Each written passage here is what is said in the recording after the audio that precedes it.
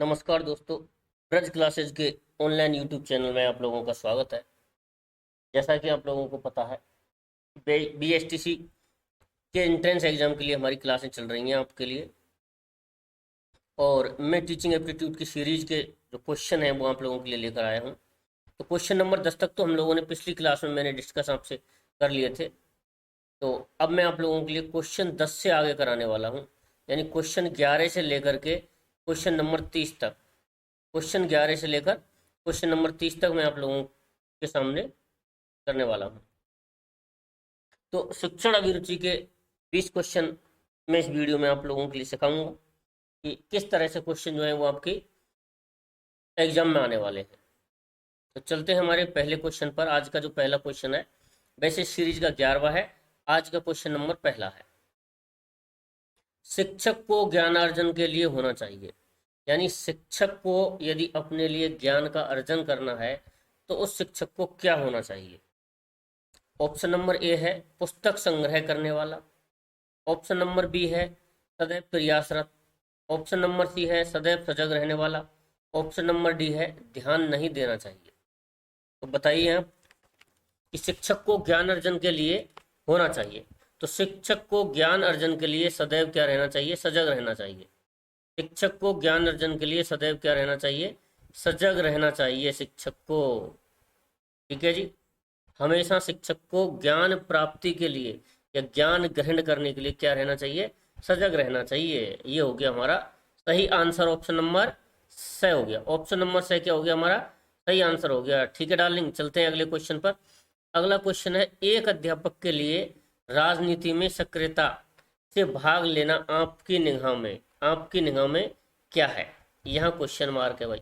एक अध्यापक को राजनीति में सक्रिय होना चाहिए कि नहीं होना चाहिए, यह है क्वेश्चन। बताइए बताइए। ऑप्शन नंबर ए कह रहा है कि सही है, उचित है। ऑप्शन नंबर बी है कभी नहीं लेना चाहिए। ऑप्शन नंबर सी है अनिश्चित। ऑप्शन नंबर डी है अनुचित। बताइए भाई, एक अध्यापक को राजनीति में सक्रियता से भाग लेना चाहिए, ये आपकी निगाह में क्या है, बताइए। देखिए, उचित तो ये हो नहीं सकता क्योंकि अध्यापक का काम है अध्यापन कराना। ठीक है, तो उसे राजनीति में भाग नहीं लेना चाहिए। कभी नहीं लेना चाहिए, ये भी सही है, और अनुचित है, ये भी सही है। कभी नहीं लेना चाहिए और अनुचित है, ये भी सही है। यानी उचित नहीं है मेरी निगाह में किसी भी अध्यापक को राजनीति में सक्रियता से भाग लेना क्या नहीं है, उचित नहीं है। कभी नहीं लेना चाहिए, कभी नहीं लेना चाहिए इसका मतलब यह है कि यदि उसने अध्यापन कार्य बंद कर दिया है, यानी उसने पढ़ाना क्या कर दिया है, यदि उसने पढ़ाना बंद कर दिया है तो वह क्या ले सकता है, तो वह राजनीति में भाग ले सकता है। तो कभी नहीं लेना चाहिए, इसलिए यह पॉइंट यहाँ पर क्या हो जाता है, गलत हो जाता है। तो अनुचित नहीं है भाई, मेरी निगाह में अनुचित नहीं है भाई। ठीक है जी, चलते हैं आगे। छात्रों को चोरी की प्रवृत्ति, यानी छात्रों को चोरी की प्रवृत्ति को रोकने के लिए आप क्या करेंगे। क्वेश्चन नंबर 13 है, छात्रों में चोरी की प्रवृत्ति को रोकने के लिए आप क्या करेंगे, ये है हमारा क्वेश्चन नंबर 13। कक्षा में उनको बेइज्जत करेंगे, यानी यदि बच्चे चोरी करते हैं तो हम लोग क्या करेंगे, कक्षा में उनको बेइज्जत करेंगे। ऑप्शन नंबर ए कह रहा है ये बात। ऑप्शन नंबर बी कह रहा है प्रधान अध्यापक को बताएंगे, यानी जो कक्षा का अध्यापक है, प्रधान अध्यापक है, उसको बताएंगे। ऑप्शन नंबर सी कह रहा है चोरी के कारणों का पता लगाकर उनका निदान करेंगे, या फिर पुलिस की सहायता लेंगे। बताइए, इसका आंसर हो जाएगा चोरी के कारणों का पता लगाकर उसका क्या करेंगे, निदान करेंगे। ऑप्शन नंबर सी इसका आंसर हो जाता है कि क्या करेंगे, हम लोग चोरी के कारणों का पता लगाएंगे, फिर उसका निदान करेंगे कि भाई बच्चे ने चोरी किस वजह से की है। तो ऑप्शन नंबर सी क्या हो जाएगा, मेरा सही हो जाएगा। यदि आप लोगों को हमारी वीडियो पसंद आ रही है तो वीडियो को लाइक करें और चैनल को सब्सक्राइब करें। ठीक है दोस्तों, और अपने दोस्तों के साथ भी इस वीडियो को शेयर करें ताकि उन्हें भी इस वीडियो का क्या मिल सके, फायदा मिल सके, कंटेंट का फायदा मिल सके। दोस्तों, एक वीडियो बनाने में बहुत मेहनत होती है। शिक्षक और प्राचार्य एक दूसरे के शिक्षक और प्राचार्य एक दूसरे के क्या होते हैं, प्रतिद्वंदी होते हैं, मित्र होते हैं, सहयोगी होते हैं और विरोधी होते हैं। तो शिक्षक और प्राचार्य जो है वो एक दूसरे के प्रतिद्वंदी तो होते नहीं है। क्योंकि एक ही संस्थान में काम करते हैं और प्राचार्य भी उसी विद्यार्थी के लिए काम करता है, शिक्षक भी उसी विद्यार्थी के लिए काम करता है। मित्र होते नहीं है, क्योंकि मित्रों के बीच में, दो मित्रों के बीच में अनौपचारिक संबंध होता है। कैसा? अनौपचारिक संबंध होता है। लेकिन यहाँ पर तो शिक्षक और प्राचार्य के बीच में कैसा संबंध होता है? औपचारिक संबंध होता है। तो ये क्या होते हैं? एक दूसरे के सहयोगी होते हैं। इसका भी आंसर मेरा ऑप्शन नंबर क्या हो जाएगा? स आ जाएगा। इसका भी उत्तर मेरा ऑप्शन नंबर क्या आ जाएगा? स आ जाएगा। तो शिक्षक और प्राचार्य एक दूसरे के क्या होते हैं? सहयोगी होते हैं दोस्तों। क्योंकि आप लोगों ने देखा होगा, एक प्राचार्य होता है, उसके नीचे शिक्षक लगे होते हैं, तो वो प्राचार्य के सहयोग करने के लिए ही तो लगे होते हैं। तो ये आपस में एक दूसरे के परस्पर क्या होते हैं? सहयोगी होते हैं, ना कि प्रतिद्वंदी। चलते हैं दोस्तों आज के अपने अगले क्वेश्चन पर। अगला क्वेश्चन है, समाज में शिक्षकों का स्तर होना चाहिए। दोस्तों ये क्वेश्चन कह रहा है कि समाज में शिक्षकों का स्तर क्या होना चाहिए।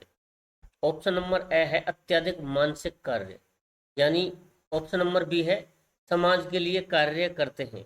ऑप्शन नंबर सी है भावी नागरिकों को तैयार करते हैं। ऑप्शन नंबर डी है अधिक श्रम करते हैं। तो बताइए दोस्तों इसका आंसर क्या है? समाज में शिक्षकों का स्तर क्या होना चाहिए? बताइए बच्चों इसका आंसर क्या है कि समाज में शिक्षकों का स्तर क्या होना चाहिए। क्वेश्चन को आप बार बार पढ़ें, क्वेश्चन को पढ़ने के बाद फिर ऑप्शनों को पढ़ें अधिक गहराई से। तो इसका हो जाएगा भावी नागरिकों को तैयार करना। शिक्षक का कार्य क्या है? भावी नागरिकों को कार्य करना। जैसे कि आप एसटीसी करने के बाद, आप भी बीएसटीसी करने के बाद आप क्या करेंगे? छोटे छोटे छोटे बच्चों को पढ़ाएंगे। यही बच्चे बड़े बनकर के कोई उद्योगपति बनेगा, कोई नेता बनेगा, कोई अध्यापक बनेगा, कोई पुलिस में बनेगा। तो आपने क्या किया है? जो भविष्य के बच्चे थे छोटे छोटे, उन बच्चों को पढ़ाकर आप लोगों ने क्या किया? भविष्य के नागरिकों को तैयार किया आपने। तो शिक्षक का कार्य क्या है? भावी नागरिकों को तैयार करना या भविष्य के नागरिकों को तैयार करना। आजकल के छात्र हैं, अगला क्वेश्चन है कि आजकल के छात्र हैं, क्या है भाई आजकल के छात्र? बताइए वो। लापरवाह व भयमुक्त, ऑप्शन नंबर ए। पढ़ाई के प्रति अकर्मण्य, पढ़ाई के प्रति समर्पित, या तीव्र मस्तिष्क वाले। आज का क्वेश्चन है। अब जो क्वेश्चन है मेरा कि आजकल के छात्र हैं, आजकल के छात्र क्या हैं? बताइए मुझे। आजकल के जो स्टूडेंट हैं, विद्यार्थी हैं, वो क्या हैं? मैं दोस्तों आप लोगों से फिर कह रहा हूं, एक एक क्वेश्चन को बार बार पढ़िए, ठीक है? जब तक आप क्वेश्चन की इज्जत नहीं करेंगे, क्वेश्चन आपकी इज्जत नहीं करेंगे। तो बताइए इस क्वेश्चन का आंसर। इस क्वेश्चन का आंसर हो गया कि पढ़ाई के प्रति समर्पित। आजकल के छात्र को, आजकल के विद्यार्थी को अपनी पढ़ाई के प्रति, अपनी एजुकेशन के प्रति, अपनी शिक्षा के प्रति समर्पित होना चाहिए, ठीक है? आजकल के छात्र को अपनी शिक्षा के प्रति क्या होना चाहिए? समर्पित होना चाहिए। आगे चलते हैं दोस्तों अगले क्वेश्चन पर। अगला क्वेश्चन है, ऑपरेशन ब्लैक बोर्ड का क्या अर्थ है? ऑपरेशन ब्लैक बोर्ड का क्या अर्थ है? बीबी ब्लैक बोर्ड, ब्लैक बोर्ड का क्या अर्थ है बच्चों बताओ? प्राथमिक स्कूलों की सुविधाओं में सुधार। ऑप्शन नंबर ए इस बात को कह रहा है कि प्राथमिक जो विद्यालय है उनकी सुविधाओं में सुधार करो। ऑप्शन नंबर बी कह रहा है कम से कम 2 अध्यापकों की व्यवस्था करो। ऑप्शन नंबर सी कह रहा है प्रत्येक स्कूल में ब्लैक बोर्ड की व्यवस्था करो। ऑप्शन नंबर डी कह रहा है अध्यापकों द्वारा ब्लैक बोर्ड का उपयोग। बताइए इसका आंसर क्या है दोस्तों? ऑपरेशन ब्लैक बोर्ड का क्या अर्थ है? तो दोस्तों ऑपरेशन ब्लैक बोर्ड का अर्थ है प्राथमिक स्कूलों की सुविधाओं में क्या करो? सुधार करो। प्राथमिक स्कूलों की सुविधाओं में क्या करो? सुधार करो। यही ऑपरेशन ब्लैक बोर्ड का क्या है? अर्थ है। ऑपरेशन ब्लैक बोर्ड का अर्थ क्या है दोस्तों? प्राथमिक स्कूलों की सुविधाओं में सुधार करो। ये इंपॉर्टेंट क्वेश्चन मेरे हिसाब से बनता है दोस्तों, हो सकता है कि छप भी गया हो। भारत सरकार, अगला question, next question, question number 18 है, भारत सरकार की शिक्षा नीति शिक्षा को मानती है। यानी भारत की जो शिक्षा नीति है वह शिक्षा को क्या मानती है? उपभोक्ता सामग्री, पूंजी निवेश, आमदनी का साधन और व्यय। भारत की जो सरकार है, इंडियन गवर्नमेंट शिक्षा की नीति को क्या मानती है? जो एजुकेशन पॉलिसी है भारत सरकार की, उसको भारत सरकार क्या मानती है, बताइए, उसको भारत सरकार क्या मानती है? एजुकेशन पॉलिसी को भारत सरकार मानती है पूंजी निवेश। यानी भारत ने यह समझा, यदि इंडिया ने एजुकेशन पॉलिसी बनाई है तो इंडिया ने यह सोच करके एजुकेशन पॉलिसी बनाई है कि मैंने अपनी पूंजी का क्या किया है, निवेश किया है, इसका कहीं ना कहीं हमें भविष्य में क्या मिलेगा, रिटर्न मिलेगा। ठीक है दोस्तों, तो भारत सरकार की शिक्षा नीति शिक्षा को मानती है। भारत सरकार की जो शिक्षा नीति है वो शिक्षा को क्या मानती है, पूंजी निवेश मानती है। यानी कहीं ना कहीं यदि हम किसी को शिक्षा देते हैं तो उसका हमें क्या मिलेगा, रिटर्न मिलेगा। चलते हैं अगले क्वेश्चन की तरफ। अगला क्वेश्चन है क्वेश्चन नंबर 19। क्वेश्चन नंबर 19 कहता है सामाजिक रूप से परिपक्व व्यक्ति का श्रेष्ठ लक्षण है। यानी एक व्यक्ति ऐसा है जो सामाजिक रूप से परिपक्व है, यानी समाज में उसकी अच्छी व्यवस्था है, समाज में उसका अच्छा स्थान है। तो उस व्यक्ति का अच्छा लक्षण क्या है, देखते हैं ऑप्शन। क्रोधपूर्ण व्यवहार, ऑप्शन नंबर बी कहता है संयम पूर्ण व्यवहार, ऑप्शन नंबर सी कहता है संवेगात्मक रूप से स्थिर व्यवहार, ऑप्शन नंबर सी कह रहा है तटस्थ व्यवहार। बताइए दोस्तों इसका उत्तर क्या होगा। यानी सामाजिक रूप से परिपक्व व्यक्ति का श्रेष्ठ लक्षण है, बताइए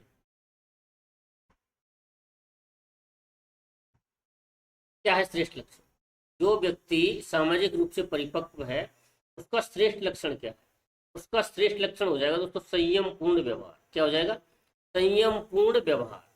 संयम पूर्ण व्यवहार यानी यदि कोई व्यक्ति सामाजिक रूप से परिपक्व है तो वह क्रोधपूर्ण व्यवहार तो करेगा ही नहीं। क्यों करेगा भाई, ठीक है, क्रोधपूर्ण व्यवहार नहीं करेगा तो स्थिर व्यवहार भी नहीं करेगा। ठीक है, उसे संयम पूर्ण व्यवहार, तटस्थ व्यवहार का मतलब है कि कभी इस व्यक्ति के साथ में बात कर दी, कभी इस दूसरे व्यक्ति के हित में बात कर दी, कभी इस व्यक्ति के हित में बात कर दी। यानी इसके मुंह पर इसके जैसी और इसके मुंह पर इसके जैसी। जब इस व्यक्ति के सामने है तो इसके जैसी बात, इस व्यक्ति के सामने तो इसके जैसी बात। तो ये भी तटस्थ व्यवहार भी नहीं चलेगा। तो संयम पूर्ण व्यवहार, कैसा व्यवहार चलेगा दोस्तों, संयम पूर्ण व्यवहार है। सामाजिक रूप से परिपक्व व्यक्ति का श्रेष्ठ लक्षण क्या है, संयम पूर्ण व्यवहार। संयम पूर्ण व्यवहार ही श्रेष्ठ लक्षण है। अगला क्वेश्चन है दोस्तों, भारत प्रजातांत्रिक राष्ट्र है, एक अध्यापक के रूप में आप विश्वास करते हैं। क्वेश्चन नंबर 20 क्या कह रहा है, क्वेश्चन नंबर 20 कह रहा है कि भारत एक प्रजातांत्रिक राष्ट्र है, बिल्कुल है, एक अध्यापक के रूप में आप विश्वास करते हैं। बताइए विद्यार्थियों पर अपने निर्णय थोपना। बताइए आप एक अध्यापक बनने के बाद आप विद्यार्थियों पर अपना निर्णय थोपना चाहेंगे, कहीं नहीं।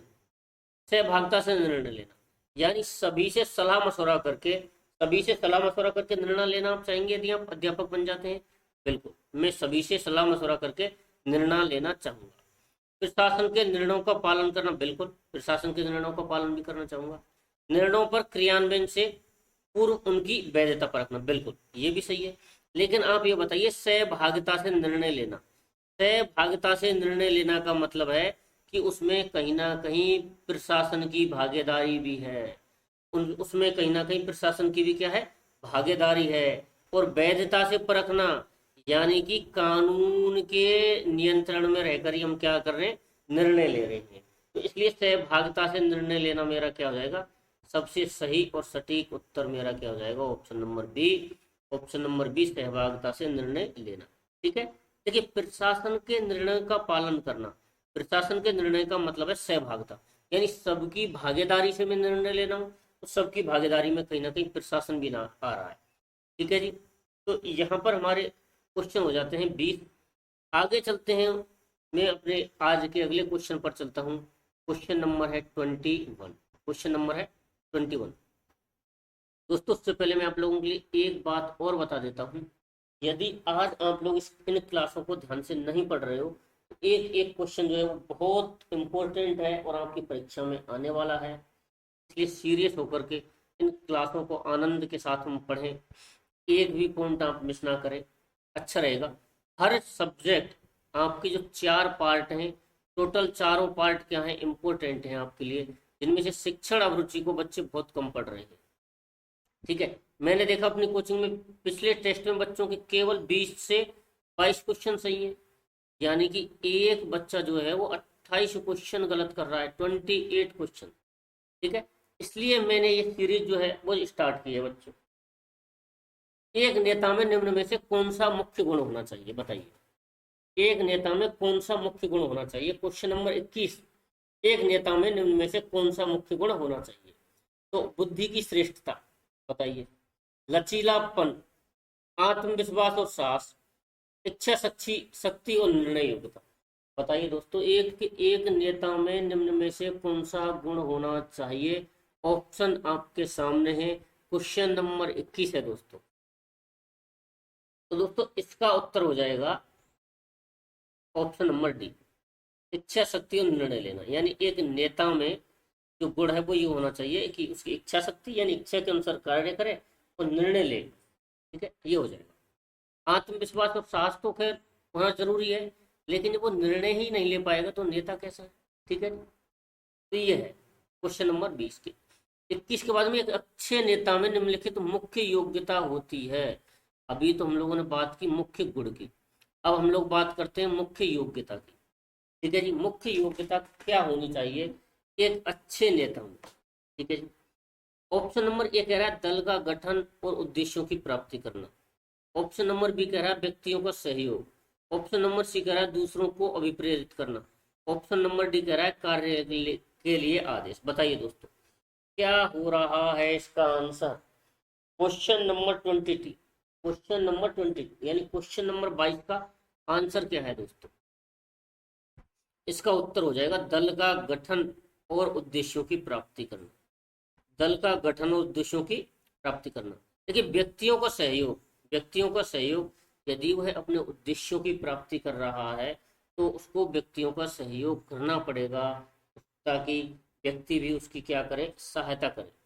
दूसरों को अभिप्रेरित, यदि उसे अपने उद्देश्यों की प्राप्ति करना है तो उसे दूसरे व्यक्तियों को मोटिवेट करना पड़ेगा, ताकि उसके उद्देश्यों की क्या हो सके, प्राप्ति हो सके। और कार्य के लिए आदेश तो उसे देना ही पड़ेगा। ठीक है जी, तो ये 22वें क्वेश्चन का जो सबसे सटीक उत्तर है वो ये बैठता है। कौन सा? ऑप्शन नंबर ए आपका सबसे सटीक आंसर बैठता है 22 का। चलते हैं क्वेश्चन नंबर 23। ठीक है दोस्तों, मैं आप लोगों के लिए फिर बता रहा हूँ, इस पार्ट से आपके क्वेश्चन आने वाले हैं 50। इस पार्ट से आपके 50 क्वेश्चन आने वाले हैं। हर क्वेश्चन इंपॉर्टेंट है, प्रत्येक क्वेश्चन इंपॉर्टेंट है। ध्यान से दोस्तों मन लगा करके यदि आप तैयारी करते हैं तो आपका सिलेक्शन जरूर होगा। एक नेता का महत्वपूर्ण कार्य है, बताइए। कार्य की पहल करना, व्यक्ति के कार्य का मूल्यांकन करना, निर्देश देना, संगठन को एक करना और निर्णय करना। बताइए दोस्तों, एक नेता का महत्वपूर्ण कार्य हो जाता है संगठन को एक करना और निर्णय लेना। ठीक दोस्तों, एक नेता का महत्वपूर्ण कार्य क्या हो जाता है? संगठन को एक करना और निर्णय लेना। ऑप्शन नंबर डी आपका सही उत्तर हो जाता है। ठीक है जी, क्वेश्चन नंबर 24, संप्रेषण का अर्थ क्या है? बताइए मुझे, संप्रेषण का अर्थ क्या है? क्वेश्चन नंबर 24 है। क्वेश्चन नंबर 24 पूछ रहा है कि संप्रेषण का अर्थ क्या है, बताइए। अनुभव साझा करना, ऑप्शन नंबर बी ज्ञान का संरक्षण करना, ऑप्शन नंबर सी संप्रत्यय बताना, ऑप्शन नंबर डी परंपरा, विचारों, भावनाओं को साझा करना। बताइए संप्रेषण का अर्थ क्या है?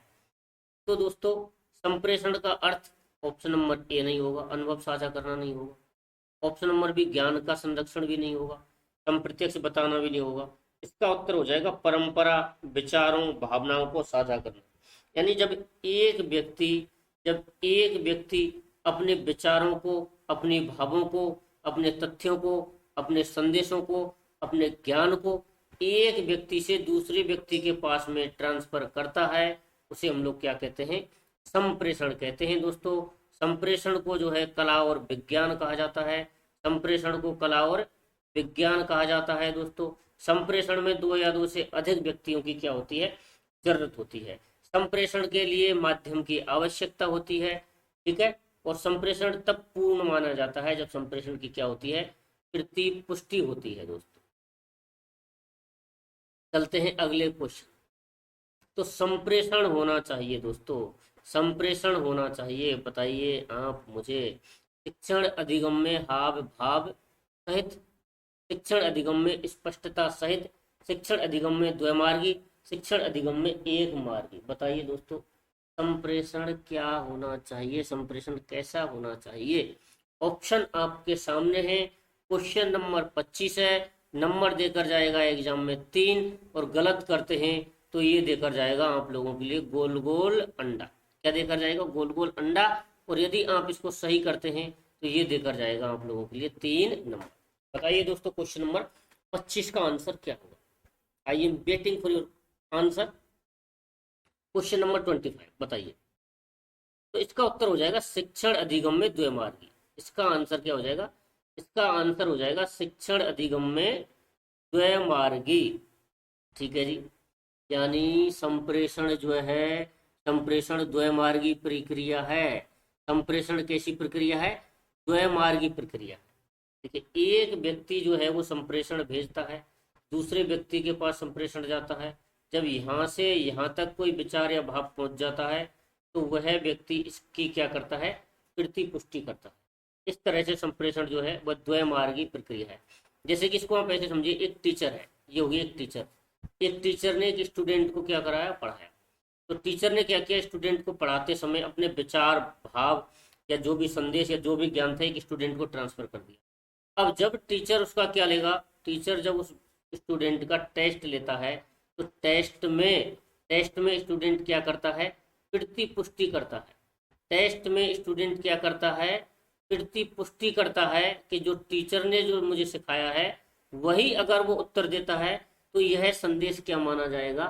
सही माना जाएगा। तो इस तरह से संप्रेषण जो है वो द्वैमार्गी प्रक्रिया है, और जहां से शुरू होता है संप्रेषण वहीं पर आकर क्या होता है? समाप्त होता है। तो संप्रेषण कैसी प्रक्रिया है? यानी शिक्षण अधिगम में द्वैमार्गी प्रक्रिया है संप्रेषण। प्रभावी संप्रेषण की मुख्य विशेषता क्या है? यह बात पूछ रहा है। क्वेश्चन नंबर 26 पूछ रहा है, प्रभावी संप्रेषण की मुख्य विशेषता क्या है? प्रभावी संप्रेषण की मुख्य विशेषता क्या है? ऑप्शन नंबर आपके सामने है। यह द्वैमार्गी प्रक्रिया है, यह संवेदी सक्रियता पर निर्भर करता है, यह बोलने का कौशल नहीं है, यह विकास का साधन नहीं है। बताइए दोस्तों, प्रभावी संप्रेषण की मुख्य विशेषता क्या है? प्रभावी संप्रेषण की मुख्य विशेषता क्या है? क्वेश्चन नंबर 26 है। बताइए, सही सही जवाब दीजिए। ठीक है, तो दोस्तों बहुत कम समय बचा हुआ है आप लोगों के पास में, इसलिए जो है मन लगा करके तैयारी करनी है।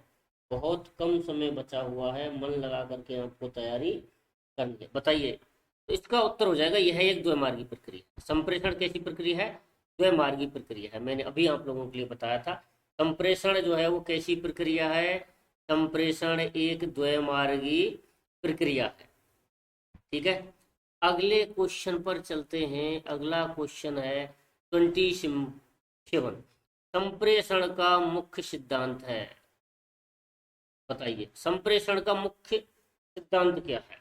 Main principle of communication. बताइए, संप्रेषण का मुख्य सिद्धांत हो गया स्पष्टता। यानी संप्रेषण में जो भी हमारा विचार है, भाव है, वो स्पष्ट रूप से लिखा होना चाहिए। यानी संप्रेषण में जो भी हम लोग संदेश किसी दूसरे व्यक्ति को, या जैसे कि एक टीचर है वह विद्यार्थियों को पढ़ा रहा है, एक टीचर है वो स्टूडेंटों को पढ़ा रहा है, ये स्टूडेंट हो गए, ये आपके टीचर हो गए। तो टीचर का संदेश जो है वो स्पष्ट होना चाहिए। ऐसा नहीं है कि टीचर मुहावरों में पढ़ा रहा है बच्चों को या डबल मीनिंग में पढ़ा रहा है, ऐसा नहीं होना चाहिए। यानी संप्रेषण का मुख्य सिद्धांत क्या है? कि स्पष्ट होना चाहिए। भाई, संप्रेषण का जो जो मुख्य सिद्धांत है वो क्या है? स्पष्ट होना चाहिए। यानी संप्रेषण में जो संदेश है वो क्या होना चाहिए? स्पष्ट होना चाहिए। संदेश की भाषा डबल मीनिंग नहीं होनी चाहिए, संदेश संकेतों में नहीं होना चाहिए। यानी कि संदेश जो भी हम लोग देते हैं वो क्या होना चाहिए, या विचार या भाव जो है वो क्या होना चाहिए? स्पष्ट होना चाहिए दोस्तों। ठीक है, संप्रेषण हो गया आपका। एक अध्यापक की सर्वाधिक अनिवार्य व्यावसायिक योग्यता है। बताइए, एक अध्यापक की सर्वाधिक अनिवार्य व्यावसायिक योग्यता है, ये आप मुझे बता दीजिए। आपके ऑप्शन नंबर हैं, ए है उन्नत दृष्टिकोण, बी है एक तंत्रीय दृष्टिकोण, सी है अपने व्यवसाय के लिए प्रेम, डी है व्यावसायिक प्रशिक्षण। एक अध्यापक की सर्वाधिक अनिवार्य व्यावसायिक योग्यता है? बताइए दोस्तों, जल्दी जल्दी बच्चों जल्दी। इसका उत्तर हो जाएगा उन्नत दृष्टिकोण। क्या हो जाएगा? उन्नत दृष्टिकोण। एक अध्यापक की सर्वाधिक अनिवार्य व्यावसायिक योग्यता क्या है? उन्नत दृष्टिकोण। यानी अध्यापक का जो दृष्टिकोण है ना, अध्यापक का दृष्टिकोण है ना, वो कैसा होना चाहिए? उन्नत होना चाहिए, यानी श्रेष्ठ होना चाहिए। यही अध्यापक की क्या है? व्यवसायिक योग्यता है दोस्तों। चलते हैं अगला क्वेश्चन 29। अभी इस वीडियो का क्वेश्चन सेकंड लास्ट। अगला क्वेश्चन 29 इस वीडियो का क्वेश्चन है सेकंड लास्ट। एक अध्यापक की मुख्य शैक्षिक योग्यता कौन सी है? बताइए दोस्तों, एक अध्यापक की मुख्य शैक्षिक योग्यता कौन सी है? शिक्षण शास्त्र का ज्ञाता। क्या यह अध्यापक की मुख्य शैक्षिक योग्यता है कि एक शिक्षण शास्त्र का क्या होना चाहिए? ज्ञाता। विषय पर अधिकारिता, अभिव्यक्ति में प्रभाव, ज्ञान पिपास। बताइए, एक अध्यापक की मुख्य शैक्षिक योग्यता कौन सी है? क्वेश्चन नंबर 21 है दोस्तों। बताइए। तो इसका उत्तर है विषय पर अधिकारिता। यानी एक अध्यापक की अपनी विषय पर क्या होनी चाहिए? अधिकारिता होनी चाहिए। यानी उसका जो विषय पर पकड़ है वो बहुत मजबूत होनी चाहिए।